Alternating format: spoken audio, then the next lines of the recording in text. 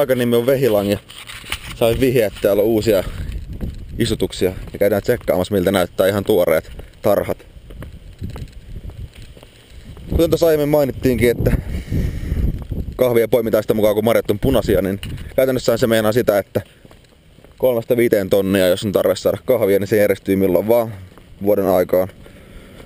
Mutta sitten jos puhutaan konteista 16 tonnista tai siitä eteenpäin, niin se vaatii melkein sadonkorjuajan sen takia, että suurin osa marjoista kypsyy sadonkorjuu aikana. Tai on kypsiä silloin valmiiksi. Mä en tiedä näkeekö tästä kunnolla alas, mutta tuolla ainakin näkyy olevan uusia tarhoja. Tästä ei ehkä viitti lähteä oikaisemaan pusikon läpi, tiedä minne putoo vielä. Korkeutta vieläkin se 1,6 kilometriä.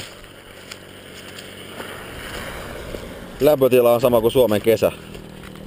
Eli vähän luminen, mutta 22 astetta.